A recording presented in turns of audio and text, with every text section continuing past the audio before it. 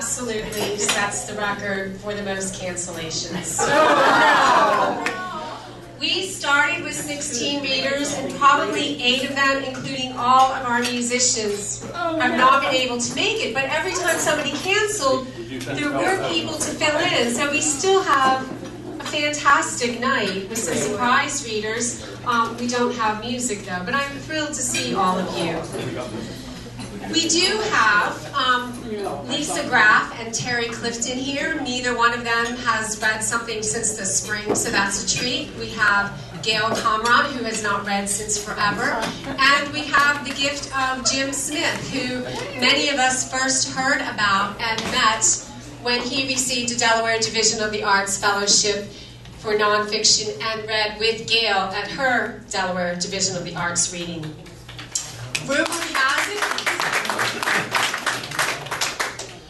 Rumor has it that Faye Jacobs is going to appear, but I'm just going to wait and see what happens.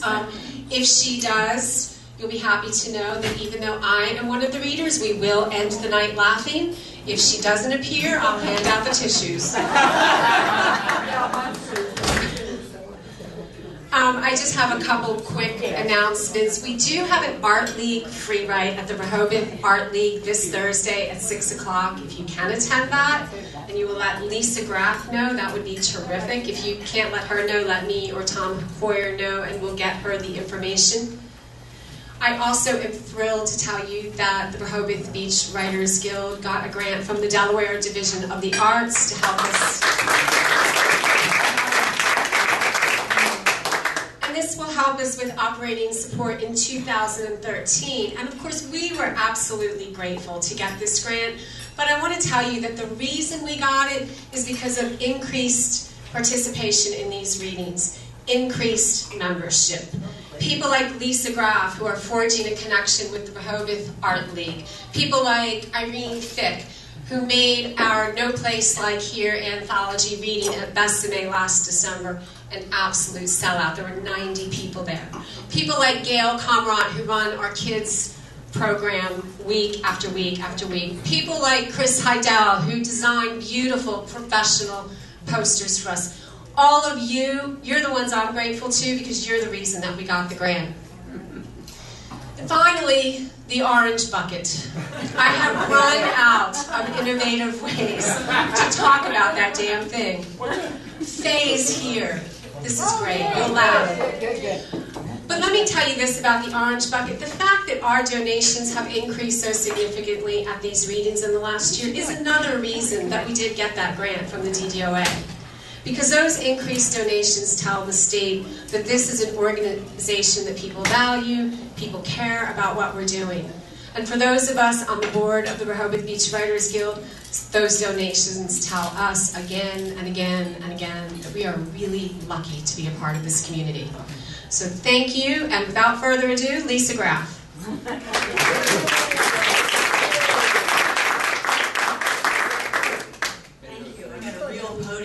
Hey, she just came in.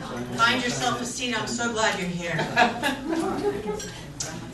Actually, if I had known Mary Beth had so many cancellations, I would have written more. I really counted my words tonight, too. Can you hear me? Yeah. One of the highlights of my life was teaching. And so tonight I'm going to read a little essay about that experience. Silence your cell phones, please, first. Is that the title? No, I think it's called Letters. There's another call coming in.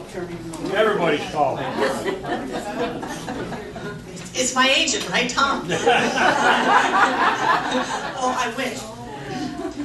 For 1 year, I was a focus teacher for a kindergarten team of 8 classroom teachers in a school where 95% of the population spoke Spanish. I was hired to create a program of instruction to help 5-year-olds learn all 26 upper and lower case letters. And before Christmas, this was the goal.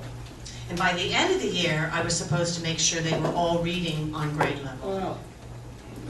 I had taught English as a second language for 15 years. had written ESL curriculum, and my classroom was the training ground for new teachers, so I was excited about the challenge.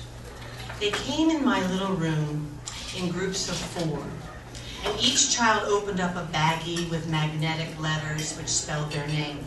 Their first task was to spell their own name and eventually to name those letters out of sequence. They traced with big fat crayons on pink and green construction paper. One week we all learned the T, the next the E.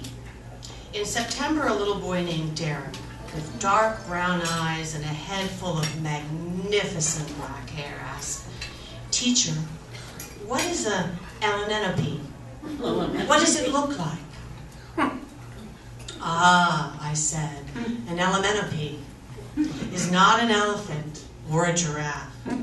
I handed him the yardstick, and with 2 hands he struggled to balance the stick on the lion card. Then we found the M for mouse, and right next to it was the K. He proudly pointed to each letter, and together the class chanted, L-M-N-O-P,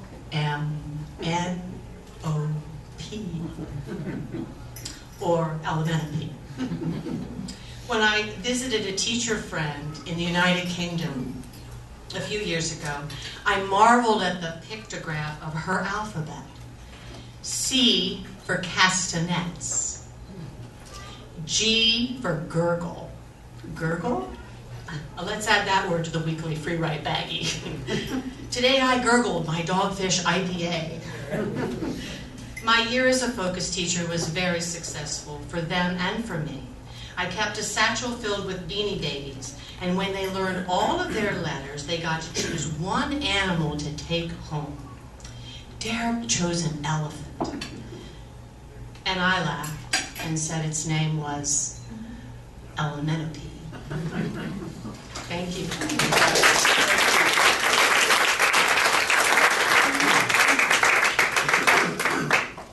Terry Clifton.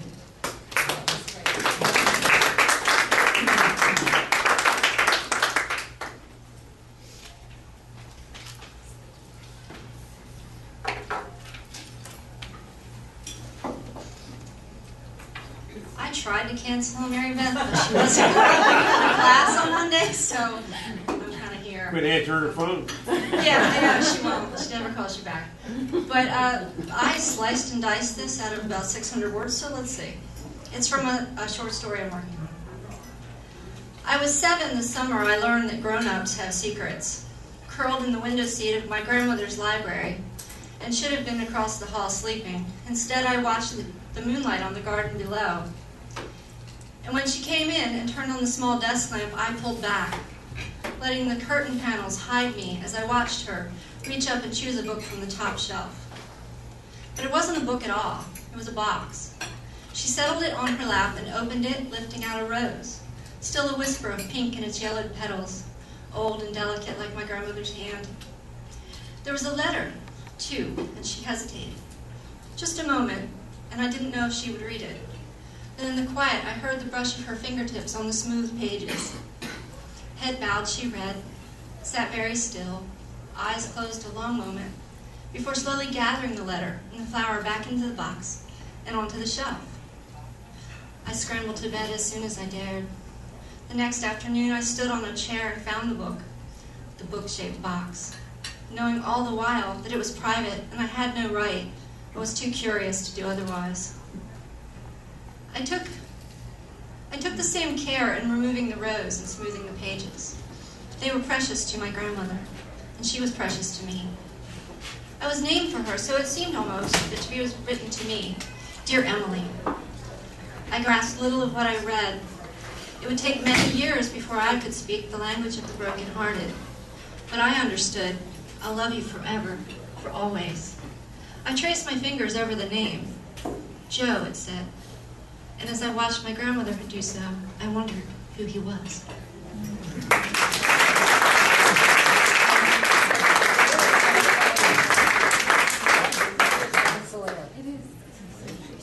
Or eat Zoar.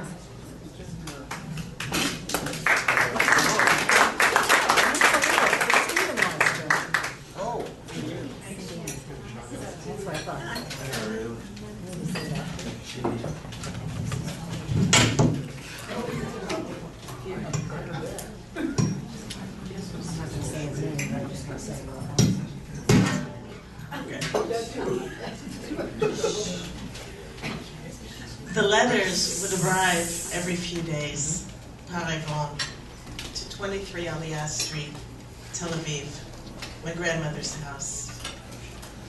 My grandmother would grin at me knowingly as she handed me each letter, for she too had first fallen in love at that age, though her man had disappeared, swallowed up in the turmoil of the Russian Revolution. It was the summer of 1969, 2 years after the Six-Day War, and the whole country was still on a high. Israel was agloom in triumph and hope and optimism. The reunification of Jerusalem, after thousands of years, foretold the beginning of a golden era, the end of strife. At least that was what we all celebrated then. But that was before the Intifada, Scud missiles over Tel Aviv, suicide bombers, and 9/11, which gave America just a taste, a hint of what life was like daily in Israel. Back then, though, I too was caught up in those heady times of a rebirth of a nation, and I enlisted in the army, the Israeli army. Love could wait and find me later, I thought, as I lovingly boxed up those letters and left them behind in my childhood room at my parents' house. Fast forward a decade, a very busy decade, to 1982. I was a new bride, living with my husband in Washington, when the news arrived that David had hung himself, and with horror, I instantly realized that I had married the wrong man. There was nothing I could do about it at that point. And suddenly, I desperately needed to see those letters from him. My parents, however, had moved, boxed everything up, had no idea where anything had ended up of mine. So I searched, and I grieved, and I grieved, and I searched vainly for David's mother. Desperately wanted to tell her how much he meant to me. But those were the days before Facebook and Google, the days when people could still move away and not be found. And no one could tell me where they had gone. Last year in California, while clearing out my parents' house, after tunneling and trashing my way to a closet, I finally found the letters. 43-year-old love letters. And the sight of that familiar childlike handwriting still makes me quiver.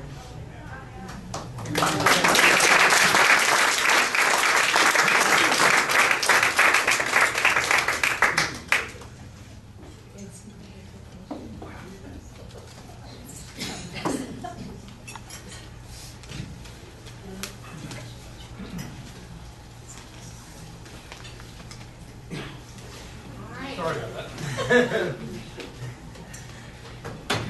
Jim Smith.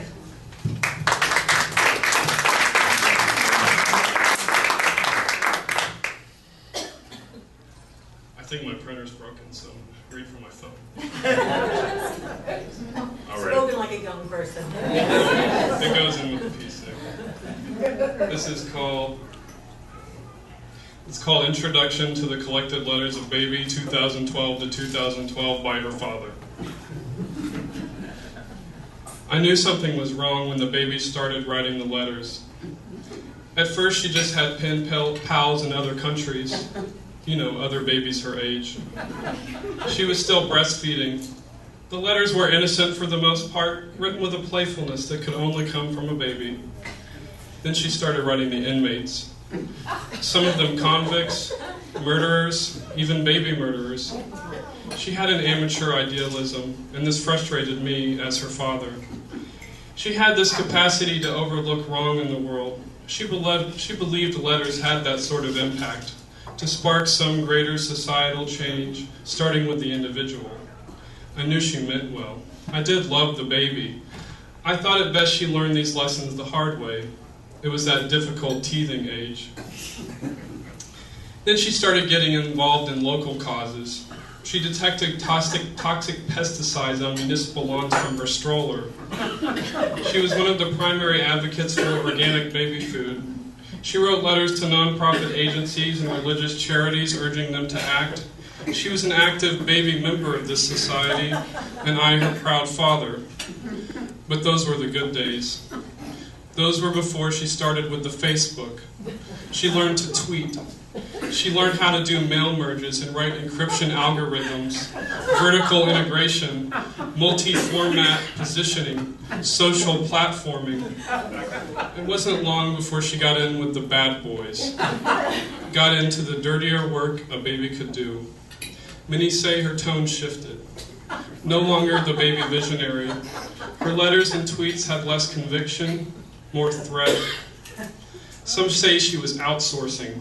I was losing my baby to some unseen globalizing force, which I can only describe as post-apocalyptic. It never occurred to me the baby was in this for financial gain. Maybe she just wanted to give back to us as parents. All I know is that I did my job and the baby did hers. Whether the baby was born too early or too late, it was never clear. This world simply wasn't ready for her. I wasn't ready for her. And then that final letter in crayon on a pale blue aerogram, addressed only to me with the single sentence, "Bye-bye, Dada."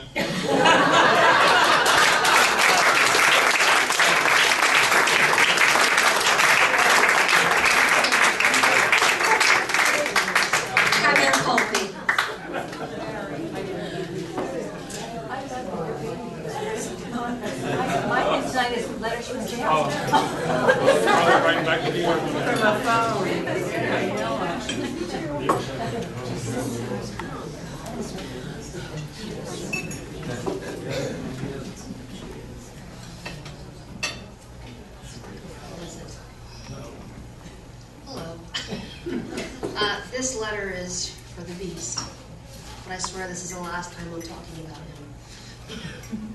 No more bad poems.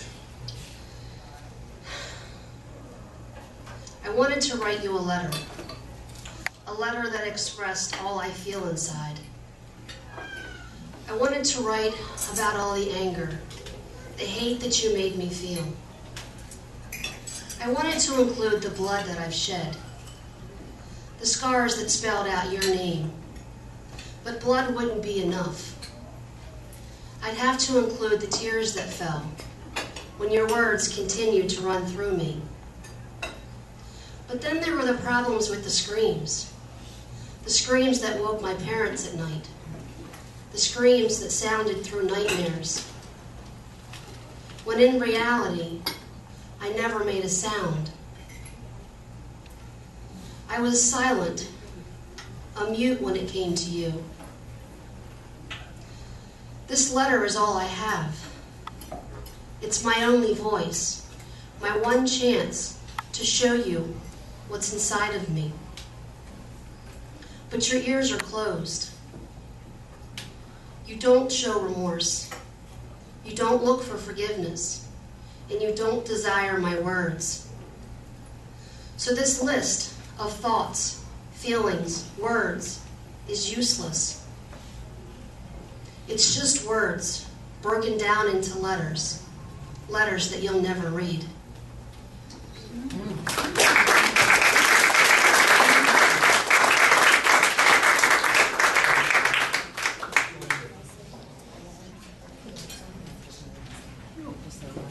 Mary Beth Fisher.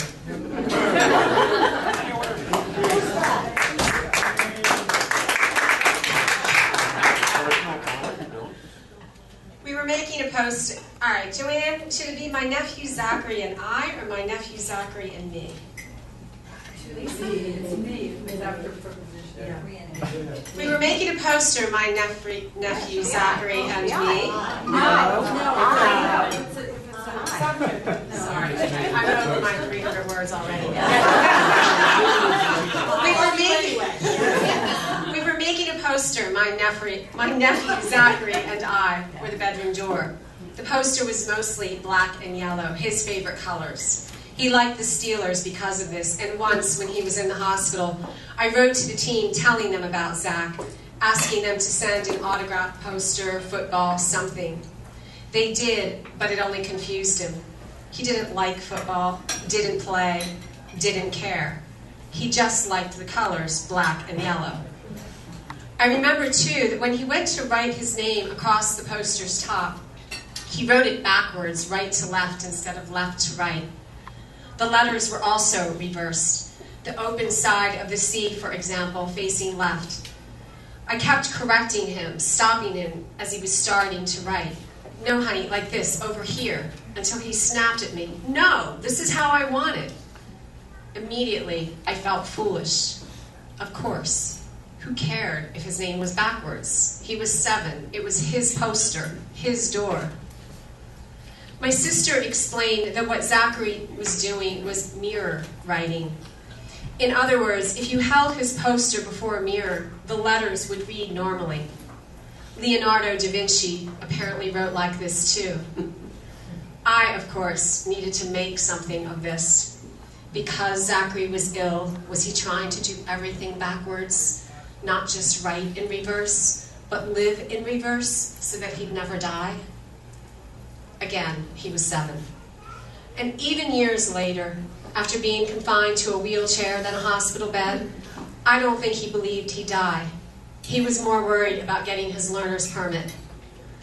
So his mirror writing, those letters written backwards, the meaning I take from them now is simply that sometimes when I think others are wrong, others aren't following the rules, others don't understand, it's time to look in the mirror and remember how wrong I can be.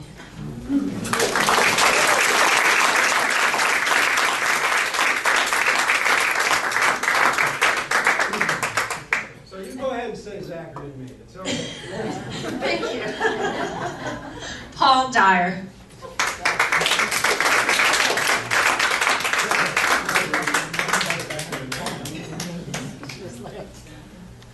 Am I singing or not? Depends on how well you sing. Don't. Finally got some music. I call this egg foo. The trauma of 3rd grade didn't end with the interstate move from the not-svelte Mrs. Little to the gigantic Mrs. Small. Oh, no. As it turns out, my new school didn't use traditional A through F grades, but rather the egg foo model. Excellent, good, fair, unsatisfactory. Simple and explanatory, but I came to miss the D. D, the purgatory letter. Not quite abject failure.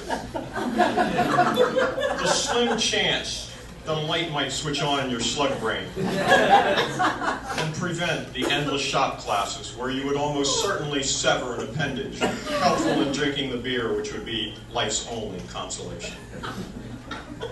Far worse, 3rd grade, Maine. Learning the intricacies of the Zahner-Bloser cursive writing method, alongside sons and daughters of lumberjacks and lobster fishermen. Slowly. By mid-year, we had only mastered letters A through F. Delaware. Evidently, the sons and daughters of research chemists mastered the writing system much quicker. The cursive ship had sailed.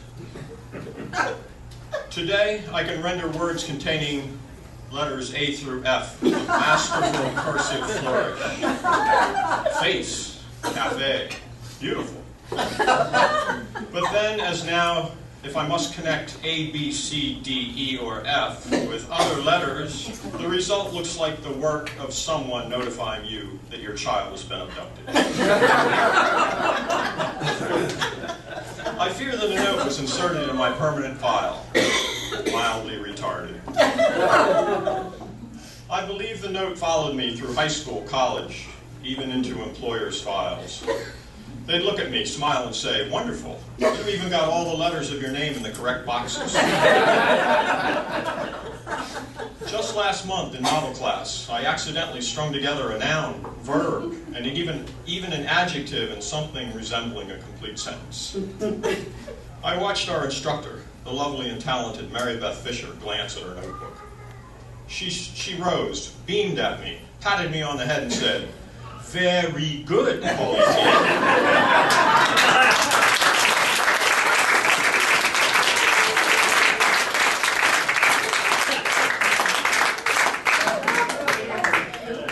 Hi, Del.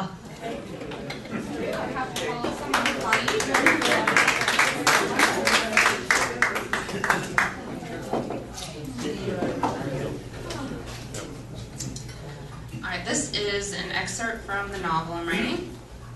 And to set it up, my detectives are just going through some evidence that they have recovered from the scene.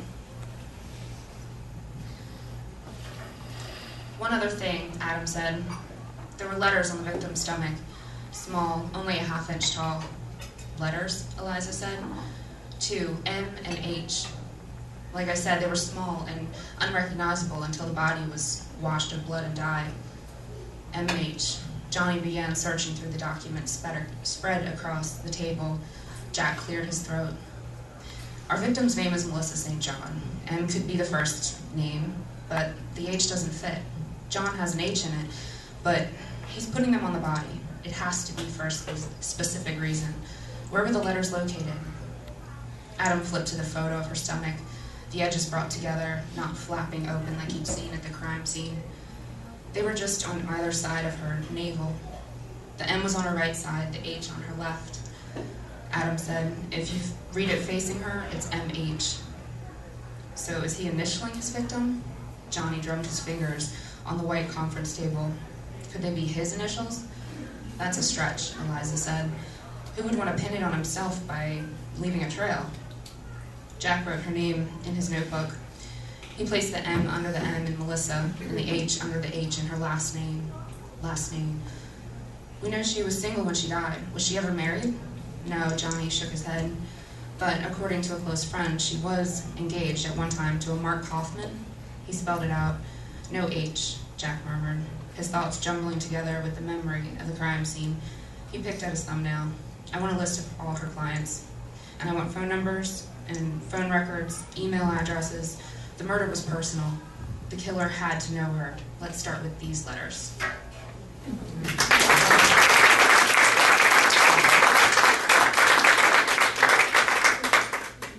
Judy Catterton.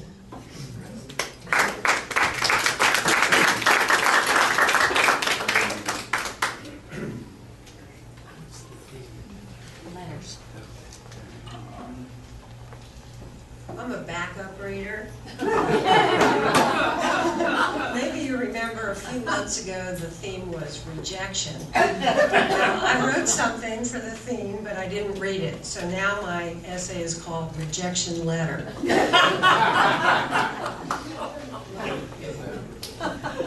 In 1973, after graduation from law school, I applied to be a law clerk to Judge Irving Levine, a judge on the Court of Special Appeals of Maryland. My interview took place in his office in the courthouse in Rockville. He did not sit behind his desk, but rather on an overstuffed leather couch across from the straight-backed chair where I sat, trying to appear confident yet not cocky, personable but professional, inquisitive without seeming insincere. Seemed to be going well, until he said that he required his law clerk to be alone with him on those occasions when he worked late in his office or stayed late in the Court of Appeals building in Annapolis. And he wondered, how would I feel about that? I knew instantly that this question would not have been asked of a male applicant. I tried to suppress my agitation and appear nonchalant when I stammered my way through my response. No, it wouldn't bother me, I said, suppressing a desire to add, why would it, you pig? Do you think I might not be able to resist a desire to ravish you here on this singularly ugly couch of yours? When the judge followed up with, what would your husband think? I wanted to say, why don't you call him and ask, you Neanderthal? The interview ended shortly after those questions, and though I couldn't remember what I had said, I somehow knew I wouldn't get the job. Over the course of the next few days, my feelings vacillated between anger and a sense of relief that I wouldn't be working for this chauvinist after all. I wasn't surprised when the letter he wrote began, I regret to inform you, yada, yada, yada. But I wasn't prepared for the next sentence, which read, you will be interested to know that I have hired my first female law clerk.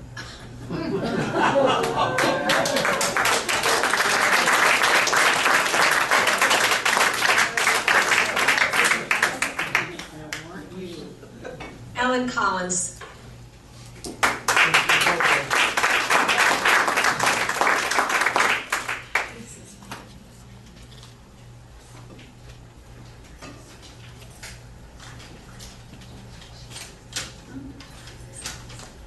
I'm going to read a poem entitled Letter to the Priest Accused. Father, what do they call you now? Surely not Father. Surely you lost the right. Padre, Baba, Abba.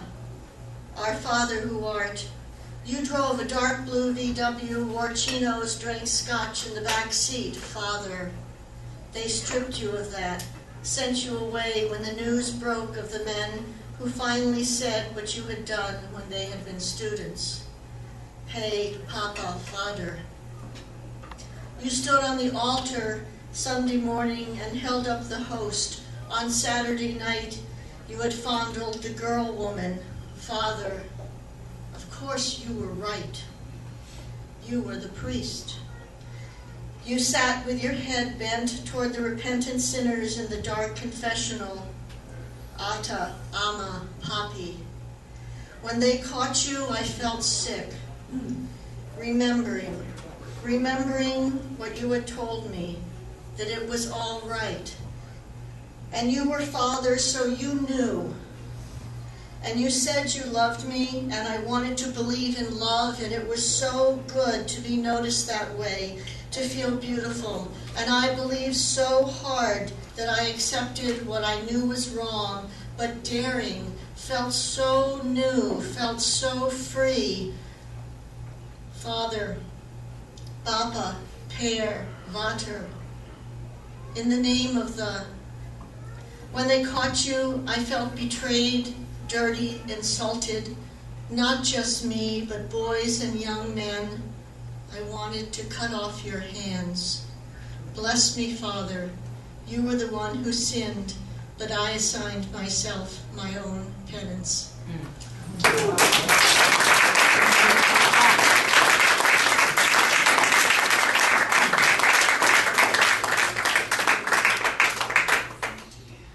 Joanne Sinsheimer.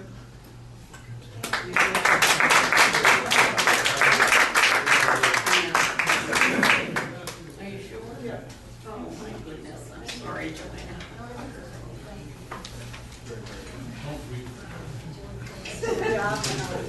She's good.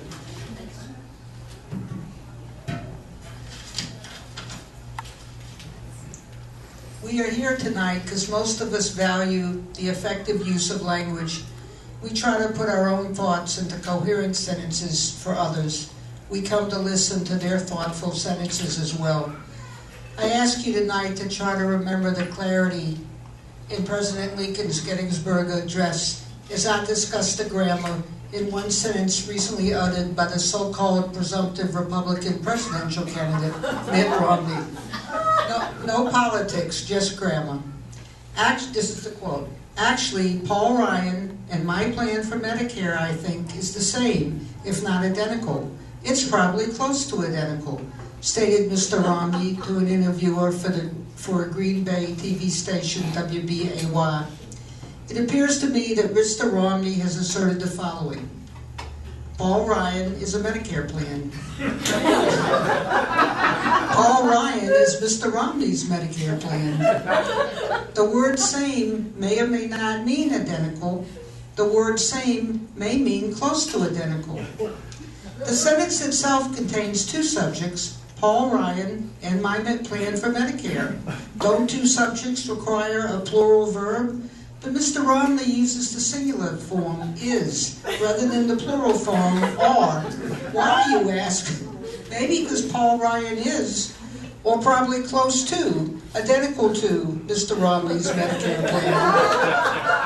But if they are not identical, shouldn't the sentence require the plural form of the verb? Finally, what does the word actually add to this sentence?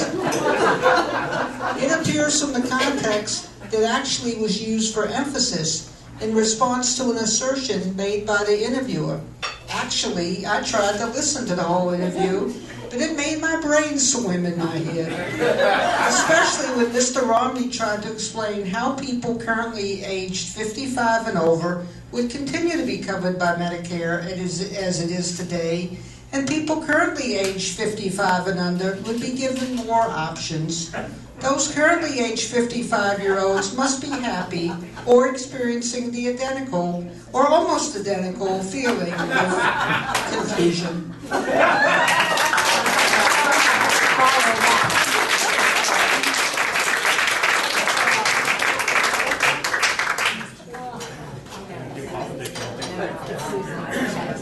Sue Towers.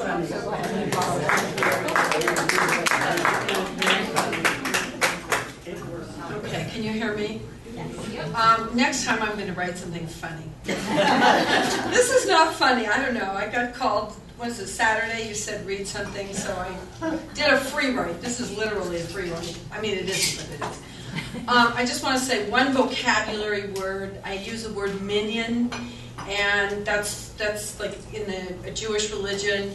And basically, kind of what it means here is they need a minion is when somebody calls for a minion, they want a quorum for prayer, and it's 10 adults. And then when somebody dies, you have special prayers for when they die, and you have them like for a week. So in the Jewish religion, a lot of times, you know, your local synagogue, especially down here at the beach when people are on vacation and they die, they're looking for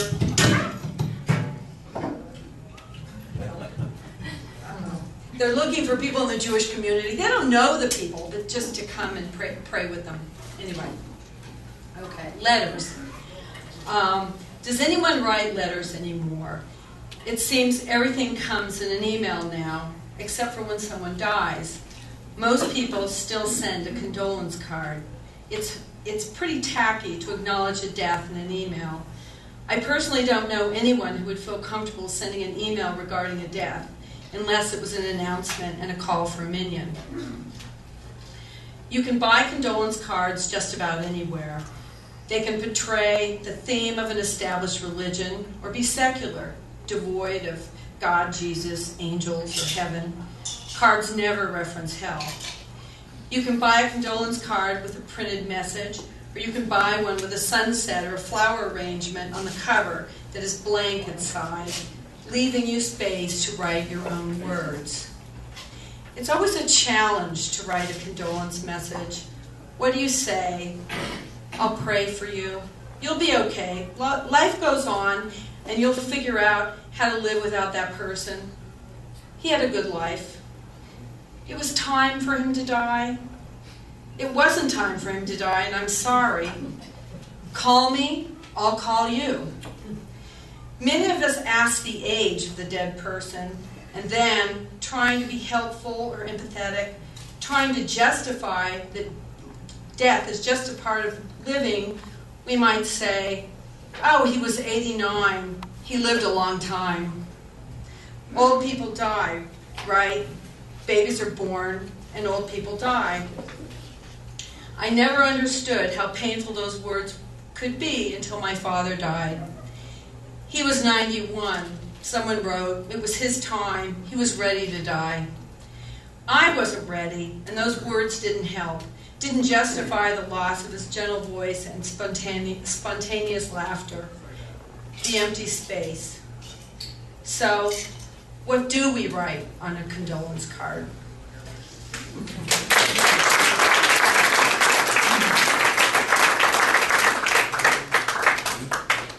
Tom Hoyer.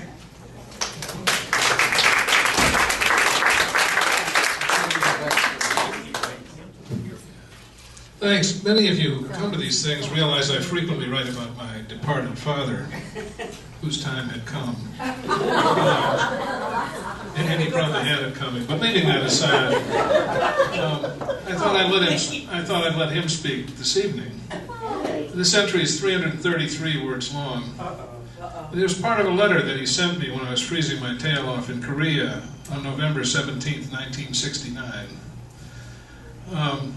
It begins the second page of his letter, the first page being filled with an account of his new diet, which probably had not failed till the bottom of the second page. But here's what he said. I am in the midst of one of my silent meetings with myself, attempting to show some reason in the matter of buying the American Heritage Dictionary. I go through this every time some quality but luxury book is advertised. I'm dealing at the moment with the consideration that what can one buy for $12.50 these days anyway? And to further throw me off balance, it's printed in 2 colors throughout, thumb indexed and side stitched for extra strength.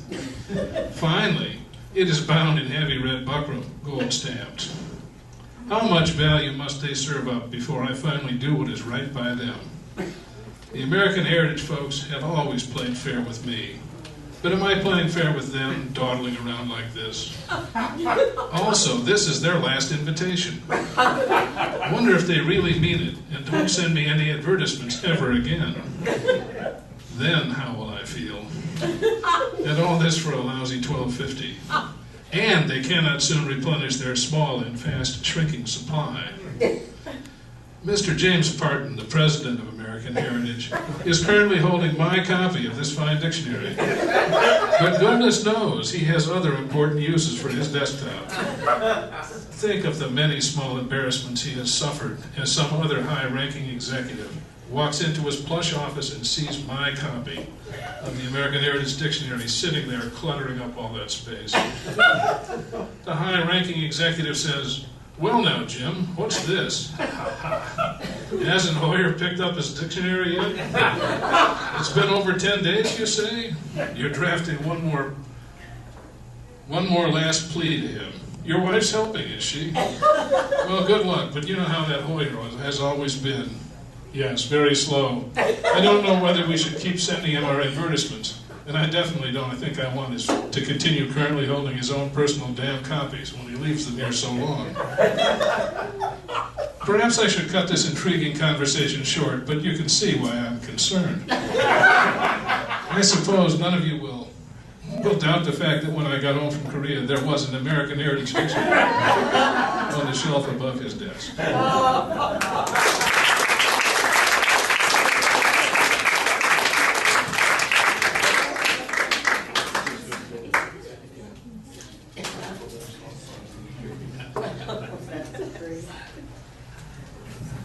Gail Comrade.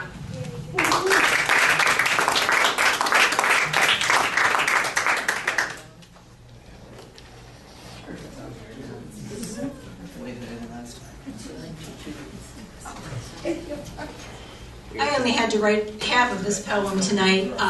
The other half are actual words from letters from an exchange I had with a young man who was serving a 3-month jail sentence in Rensselaer, Indiana for a bar fight, our son.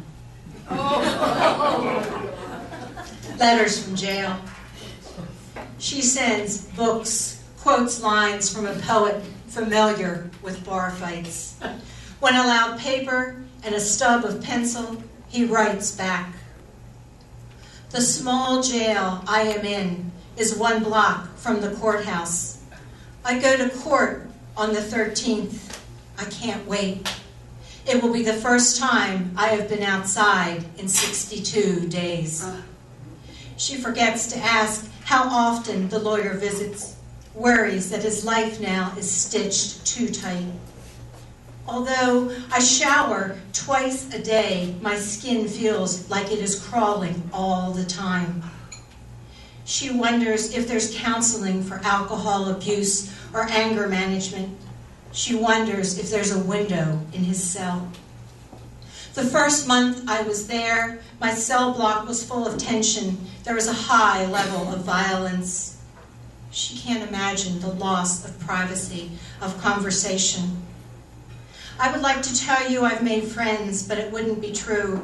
You simply try to appease one another to obtain the most limited amount of aggression. Noise, she's heard, is constant in lockups. Silence doesn't exist there.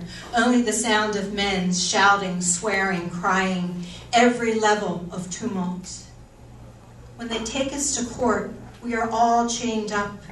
They walk us down the street and into the building. It's a horrific display of humility, but you don't care. He speaks of these things as fact, avoids regret. Already he's learning to deny emotion, to lock away everything that marks him as weak, as prey. When they walk you, you drag it on as long as you can. Rain or shine, one day at a time.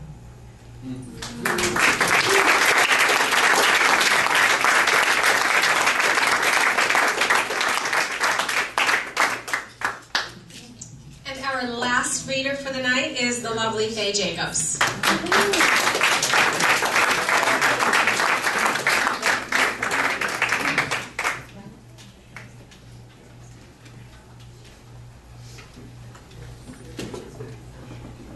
Okay, I was a fill-in too, so and I'm cheating a little because everything I write eventually appears in letters from camp, so I figure that's good enough, right? Okay. If good fences make good neighbors, on my street, Febreze might be better. One day I saw a neighbor and a pal, each holding a black and white furry baby in their arms. What are they, baby skunks? I asked warily. Yes, said the pal, who was volunteering for a wildlife rehab. Aren't they cute?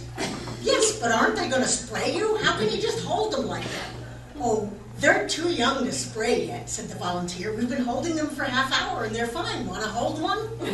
I held out my hands, cradling one of the pointy-nosed, bright-eyed cuties in my arms. The little bastard looked up at me and apparently, struck by sudden puberty, let loose with some sort of aerosol from his butt. I tossed Junior back at the volunteer. This was getting skunked in a literal sense. I stood there reeking, why me? You've been cuddling these skunklets for a half an hour and nothing. He takes one look at me and hurls a stink bomb. So much for them being too young to vote. It's not so bad, said the volunteer. It will go away in a minute. He's just a baby. I bent down and wiped my hands on a towel on the garage floor and then sniffed my palms. Oh my God! At which point the neighbor's spouse entered the garage saying, I'd know that smell anywhere. You have to get those clothes off, and not over your head or your hair will stink. And don't even put them in the trash. You have to find a dumpster or burn them, oh my God. And with that, she grabbed the scissors and cut off my new golf shirt. Went down the back and started to peel it off me. Wait, I have to get across the street first. Our road is a busy cut-through. I don't want to be the Seaside Drive Lady Godiva. That would have caused a pileup or two. So I hauled my butt across the street, my shirt flapping open in the back like a hospital gown. My neighbor caught up with me, grabbing the flaps, trying to keep me decent. I hit the driveway, she retreated, I opened the garage door, and more importantly, I closed it. And then I stripped naked. It's a very odd feeling standing buck naked in your own garage. Stuffing your shirt, shorts, and bra into a plastic bag and sealing it like it contained anthrax.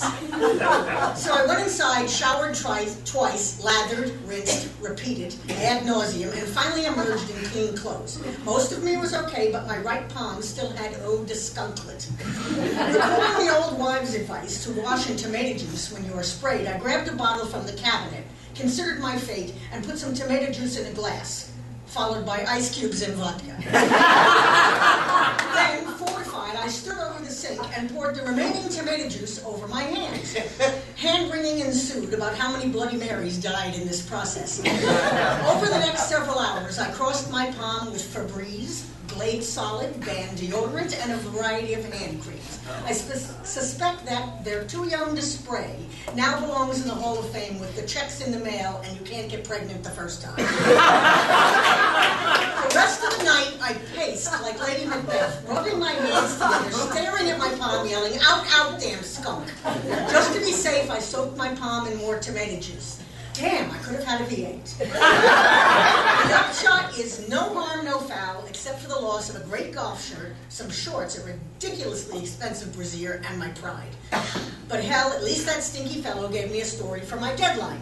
Thanks, little buddy. Arrivederci, aroma.